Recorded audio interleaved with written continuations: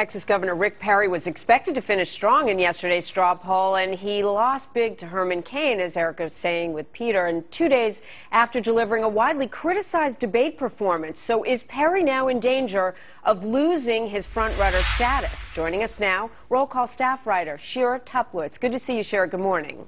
Good morning, Jamie. Well, how do you think the candidates did? What does it really mean that Cain came in so far ahead?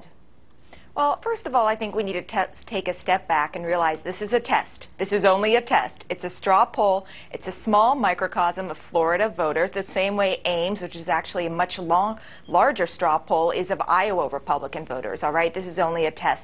The same day that these results came out, there was a similar straw poll in Michigan at an annual Republican conference of Mackinac voters. Michigan is another very important state in the primary calendar, and Romney got just over 50% in that one.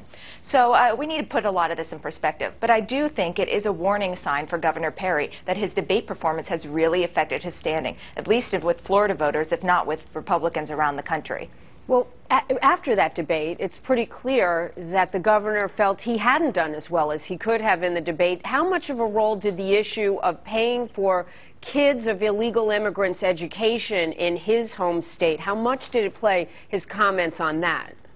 Yeah, I think that was an important issue, especially with a lot of Floridians when they went to the straw poll. That's obviously, immigration is obviously a very important issue in Florida. But nationally, I think a lot of people were just concerned that he was inarticulate. He didn't express his opinions very well. He wasn't the smooth-talking Texan that we've gotten to know over the last 5 weeks. And that's concerning because on a national stage, he's going to be facing with one of the most eloquent public figures in American history, Barack Obama. Believe what you want about him, but he's still a pretty good speech maker. So I think Republicans are a little concerned about that. If you believe that these straw polls can be a bit all over the place when you're comparing Michigan to Florida, for example, how much emphasis should the candidates that don't make these polls, that aren't on the list, put on them on getting there? Should they not campaign in those states that have the straw poll around that time? No, I don't think that's the case necessarily, because look at Herman Cain. He's about to get a big boost. I'm sure he's going to go start raising tons of money right now off of his straw poll win. And I think going into this straw poll, people would have thought he might have placed 4th or 5th even. And by being a sort of not as well-known candidate and competing in this race, he's done well for himself. I think it's a good opportunity, especially if you're someone like Herman Cain or Michelle Bachmann, who didn't do well in Florida but won the Ames straw poll. It's an opportunity to, especially if you don't have a lot of money, just meet a lot of voters over and over again.